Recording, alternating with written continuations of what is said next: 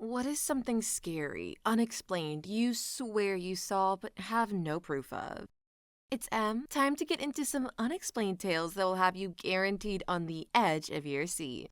Story 1. Many years ago, I was visiting my ex-wife's grandparents' home with her. They lived in a very creepy part of a very creep town called Mims in Florida. Anyway, we were not getting along at the time, and I went to drink and smoke weed with her uncle. When I came back around 12 a.m., my ex-wife was in the living room watching TV. I laid next to her on the couch with my hand behind me and could swear I felt and saw a long gray-haired dog licking and touching my hand and kept shoving it away from me. My ex asked me what the F I was doing, and I told her, "Your grandma's damn dog keeps bothering me." She then told me her grandma doesn't have a dog, in which I truly thought she was frickin' with me about. Anyway, about 30 minutes go by and I asked her what room are we sleeping in, and she told me it was her grandmother's in a big bed. Now, this was very strange to me, and my ex-wife was not coming to bed at the time, so I just walked down the dark hallway and went to the empty room next to her grandmother's. I turned the light on and saw a perfectly furnished room with nicely made bed and instantly knew that was where I was sleeping. Lol. Turned the light at the wall off and laid in bed. I laid there in a very eerie silence and kept feeling that same dog messing around at the bottom of bed and could see the gray-haired shadow tussling with the blanket. I gently pushed it away with my feet and all of a sudden, a very old TV from the 50s clicked on in front of me. The kind that had a dial that you manually had to turn. It was a blaring gray static that startled the crap out of me. To a point, I went to jump up, but as soon as my body attempted to, the TV instantly shut off and my body was almost forcibly smushed back into the bed, flat on my back, staring up into pure darkness. And I could not move a muscle and felt as if I could not breathe and could not even speak or yell for help. It was a very horrible, scared, frozen in fear feeling I've never experienced before or after. And as soon as I felt myself released from whatever the frick was happening, I instantly jumped up and went into her grandmother's room confused and frightened. The next morning, my wife was up with me making breakfast and I told her I tried to sleep in the other room. Before I could say anything else, she immediately had an upset look on her face. The look changed to a smirk and she told me she wouldn't ever go in there. I asked her why, and her response was that her great aunt's room, who passed away 2 years ago, and that nobody has went inside or slept in that bed since. I had no idea whatsoever ever heard of her aunt. She opened the room door and pointed to an urn sitting next to the old television and said, "See, that's her ashes." She then proceeded to tell me how her aunt had several mental illnesses and would piss on herself and hurt others and herself, and ultimately died in the bed from a massive heart attack after a very horrible year of outbursts and self-harm. When I told her about what happened to me, she laughed and accused me of making it all up, even the TV turning on, because she said, "You're just hearing that because I showed you an urn next to it." I wanted nothing to do with being in or close to her grandmother's home, and as I left, my ex-wife showed me a picture of her great aunt. She had the craziest, nappiest, long peppered gray hair that instantly made me realize that the dog that kept harassing me was actually her. To this day, I know nobody believes me, and I haven't spoken this for 20 years yet, as it's still terrifying as the day it happened to me, and I know for a fact what happened, yet with no proof. The crazy part is I have never been afraid of ghosts, spirits, etc., and still I am not. But I'm just telling you what I experienced was intense and beyond frightening. This story reminded me of that one where the girl had her house broken into and thought her dog was licking her hand, but it turned out to be the guy who broke into the house when he then killed the dog. It is weird that Opie's wife didn't think to warn him at all about this strange stuff going on in the house and just kind of left him to fend for himself. If that's what their marriage was like, I think I could understand why they ended up getting divorced.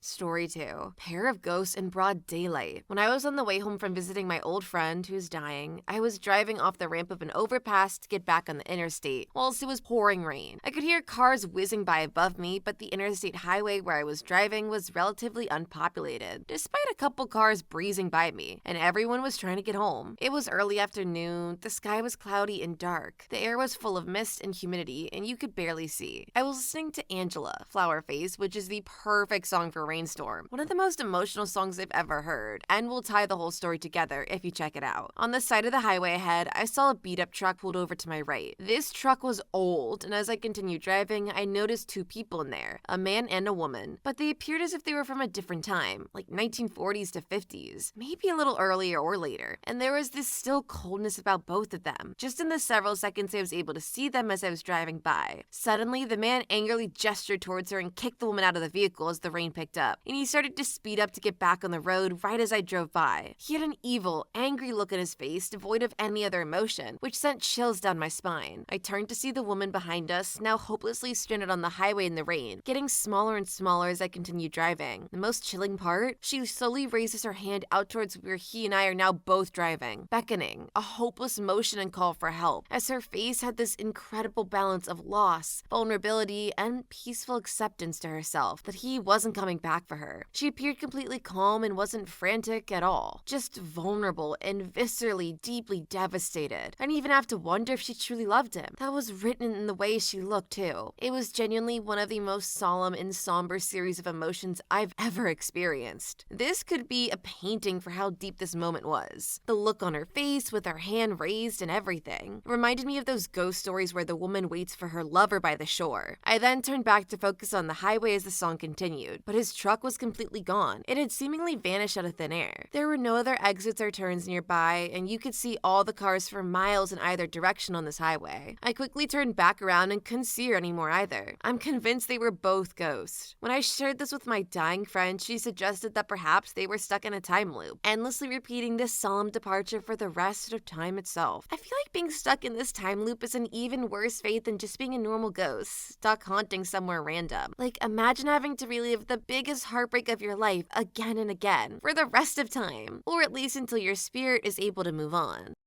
Story 3. When I was young, don't really remember how young, I went on vacation to Mexico to visit my grandmother. She ran a candy store on a corner street. The street she was on was the main road, but off the other led to the outskirts of the town. Next door down the road that led to the outskirts lived a beautiful raven-haired woman that used to let me play inside her home while she watched me from the couch. Yeah, I know how stupid I am, but I was young and trusting. One night when I slept, I heard a knocking on the window right next to my bed, and I saw it was her. Her hair was disheveled and mascara was a mess. She asked me to come outside, and when I asked why, she told me it was because I killed her cat. Mind you, there was never any cat. Confused, I asked her what was wrong, and she just started bawling while asking me why I killed her cat. Eventually, I started to cry too, and that's when my mom, who was sleeping nearby, asked why I was crying and who I was talking to. I told the neighbor, and she grabbed me by my hand and dragged me out there to see who had made her baby boy cry. Scared poopless, I could help but to be dragged out there by my mother. After a quick inspection, she didn't find anyone and asked me which neighbor it was, and I pointed next door, where I saw there was no freaking next door, just a plain old wall that leads out of town. Thinking about it as I grew older, I can remember she always left the door open for me, and when I went to visit her, she would always be waiting on her couch. I asked my mom about it later, and she told me I used to disappear for bits at a time. I don't remember ever meeting her, just that I already knew her. Can't help but think about how easy it would have been for that door in her home to be closed, if she ever decided to get up and do it. Story 4. I live about 45 minutes from a supposedly haunted road. This story said in the 50s or 60s, a man was riding his motorcycle down the road, lost control, crashed, and was decapitated on a rock at the end of the road. I visited this road at night many times over the course of about a year with different friends, and along with seeing and hearing all the usual things people who visit this road report. Only had very unusual and scary things happen the first time I went, and most recently. The first time I went to this road was with my friend and a couple of her friends who wanted to hang out. Nothing too scary happened until we were leaving to head back home, and my friend's mom started blowing up her phone, freaking out and saying she hoped we were alive and what's not, as my friend had apparently called her dad 3 times. Since my friend was the only one in the group with a car at this time and was obviously driving, she gave me her phone to respond to her mom to basically just say this wasn't possible, as not only had my friend's phone been sitting in the cup holder and turned off this entire time, but we also had no service. We decided to check our call history, and sure enough, there were 3 calls she apparently made to her dad, and the times on all of those calls were in the time frame for which we had no service. Plus, like I said, she hadn't touched her phone the entire time. My friend even researched a website about the road after dropping me back off at home, and found a section about how a few people had reported strange problems with their cell phones while visiting the road. But to this day, nobody believes us when we tell them, saying there must have been some way we had called her dad ourselves. The most recent time I went was about 2 or 3 months ago, and long story short, I haven't been back at night since, and I'm not sure if I ever plan on it. I feel like after experiencing that stuff once, I would never go back unless I absolutely had to for travel purposes. Maybe I'm just a scaredy cat, but if I experience a paranormal thing somewhere once, you can almost guarantee that I won't go back unless I need to. No point in putting myself in danger again just to confirm my suspicions from what happened last time. Story 5. When I was a kid, probably 4 to 5 years old, I lived with my grandparents in the Ozark Mountains of southern Missouri. My grandpa was a very outdoorsy kind of guy and would oftentimes be up late at night getting snacks or whatever. Well, apparently one night, he saw what he could only describe as a black panther. Large, muscular cat, long tail, pointed ears. Not a house cat or a bobcat. It was much too large to be any of those. He watched it through a window in the house for what he said to have been a solid 10 to 15 minutes. It was walking around and flicking its tail, checking things out. All of a sudden, it let out a shriek that sounded like a woman screaming. The next day, he was telling all of us and his buddies about it. No one believed him. They all said it was a house cat, bobcat, or he was just making it all up. Keep in mind, he was a former mayor and First Circuit judge. He wasn't known for making up stories. What he described sounded like a black panther, which is absolutely not native to that area, or some mountain lion that had a genetic mutation, which we found out years later apparently doesn't happen with mountain lions. Well, anyway, back to the story. A few nights after that happened, he ran into my room and started shaking me awake. He had seen it again and came and got me to witness it. I think the only reason he woke me up because I was one of the few people that believed him. We proceeded to watch that panther, or whatever it was, walk around the yard again, much like it had before. Then it suddenly ran off. A few moments later, we heard that scream call again. To this day, like almost 40 years later, no one can figure out what we saw, but we both definitely saw it. I still have memories of looking at it out the window with him. That was the last time we saw it.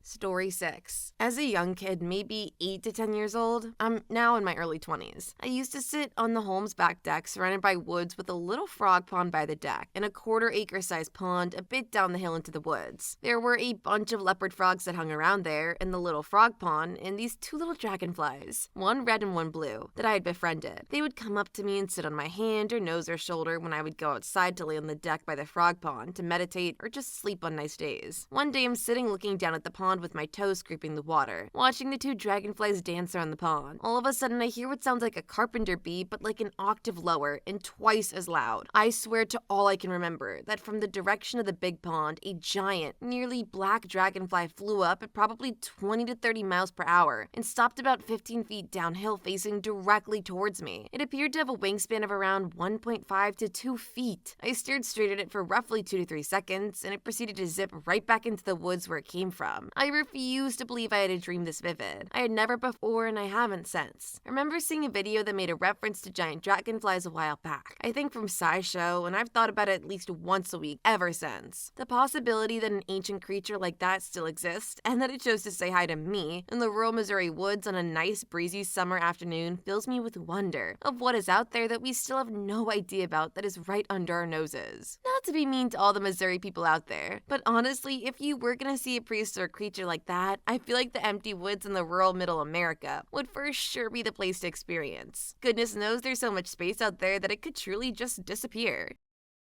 Story 7. Okay, let's say this was maybe 13 or 14 years ago. I was driving the work van with a work buddy in the passenger side. As was our way, we were just gabbing away about a whole lot of nothing as we drove to different places. Well, we were driving down an A road in UK here, which had fields and trees and all sorts of greenery on either side. The road was raised up from the fields on either side, so when you were on the road, you were looking down, an embankment to the sprawling fields beyond. Well, as I was looking over to him to grab more nothingness, I swear to Christ, I saw a large black cat further down the embankment on his side towards the tree line. Now, I'm good with distances. I know exactly how far that tree line was and how big that cat must have been in relation to it. It wasn't a well-built cat like a tiger or mountain lion, more like how a cheetah's built, long and wiry. Work buddy saw my face change and looked out the window, and I'm sure he saw it too, because he shut the hell up right after it. Now, you might think we talked about it, like maybe we said, what the frick was that? But no, the overriding memory of it, other than the thing itself, was how quiet and basically dumbstruck we were for the next 5 minutes. We basically drove on in silence until it was broken by probably me cracking a joke. I am 100% sure I know what I saw. Work buddy wouldn't have clammed up the way he did if he hadn't either, but I have no proof and we never talked about it after that. So much so that I wonder if it was a dream, which of course you'll now think it is, but I rarely remember dreams, and when I do, never to the degree I remember this.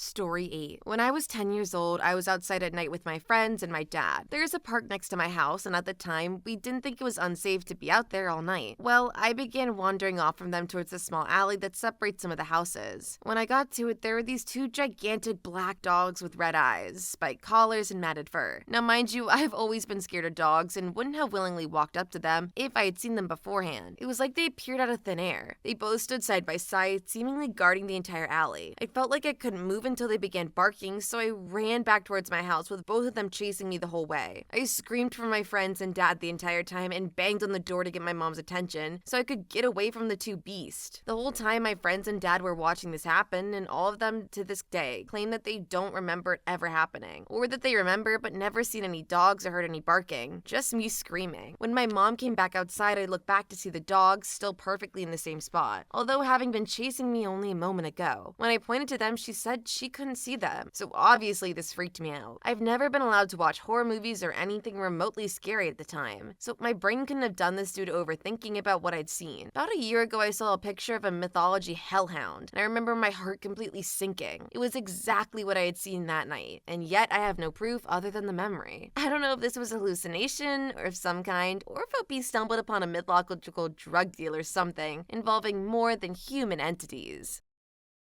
Story 9. When I was younger, I lived in an old farmhouse in the middle of a very unpopulated farming area, in the middle of nowhere. I was the only person on the ground floor. Once in the middle of the night, I woke up to some sounds that I couldn't place. The house creaked often as it was 170 years old, but this sound was not the usual creaking. So being as brave and stupid as an 11-year-old could be, I walked out of my room and started checking the first floor. I didn't find anything or anyone in the house that wasn't supposed to be there. However, as I turned to go into the living room area, I swear on my life, I see someone standing outside our very wide window with something that resembles a gun. Out of panic, I hide out of sight and start screaming until finally my mom yells to me from upstairs. Through heavy, inconsistent breaths, I relate to her what I saw. She doesn't believe me, but she says I can come upstairs and sleep up there somewhere if I'm scared. Problem being, the stairs were on the other side of the living room, easily viewable from the window. Looking back, I think the scariest thing I did as a kid was sprinting across that living room, hoping I don't get shot. Woke up the next day and we were all fine. No windows broken, nothing stolen. I don't know if my screaming had scared them off that night or if I was just seeing things. Story 10. Once me and my brother were going down into the basement garage. We lived in a building and it was 3 stories deep. And that particular day, all the lights didn't work in the garage. So me and my brother went out to explore like the brave bastards we are, and we ended up seeing a roughly 7-foot tall black figure from the ends of our crappy phone flashlights. And this stuff wasn't moving, and it was staying in this pose looking away from us. We know it wasn't a shadow since it was in the middle of the road. So we just sprinted faster than we ever had, because this was the scariest stuff we'd ever seen. Later on, like 3 to 4 months later, we went to watch some movies. I can't remember the movie, but the guy let us in early before anyone. So we go to the room and it's pitch black. Like, I can't see that much in front of me. And lo and behold, about towards the end of the same black figure standing up, barely visible but just darker than the room. Yet again, we left and stayed outside until the lights were on in the movie. Just to say there's only one exit and entrance to the room, which is where we waited. And once the light came back on, it was like he vanished. And we couldn't see him there. We both agreed on both times we saw something those 2 nights, but we never saw that again. Story 11. When I was in middle school, I lived in a pretty rural area with relatively dense woods. It was nighttime and my dad and I were tasked with taking the trash cans to the end of our road to be picked up the following day. It's a pretty standard process where we load the trash cans into the back of our truck and drive them down our gravel road. Oftentimes I would ride in the bed of the truck and hold them, but tonight I rode in the cab with my father. While topping the hill, my dad came to a swift stop, and me and him both paused and stared directly in front of us. What looked like a tall, skinny man, maybe about 7 feet tall, was running across our road. Its movements were very fast but smooth, and when it approached the barbed wire fence, it just glided right over the top. We both paused and I asked, "Did you see that?" My dad replied, "Yes." I asked him, "What did that look like to you?" He responded, "Looked like a tall, skinny man just ran across the road." To this day, me and my dad like to talk about it, but I'm afraid we will never know what we both saw that night. I find a little bit of comfort knowing I wasn't crazy and that me and my dad saw the exact same thing. See, for me, I feel like this would be the kind of thing I don't mention again, for fear of causing it to come back and bother me. That, and I think I'd be too scared to share for fear of everyone calling me crazy.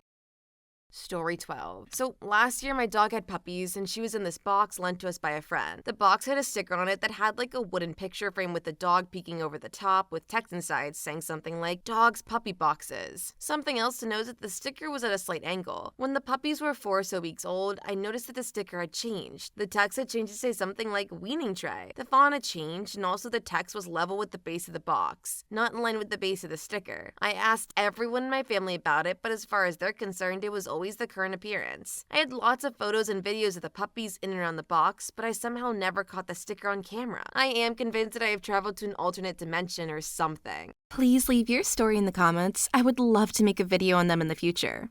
Also, don't forget to like and subscribe.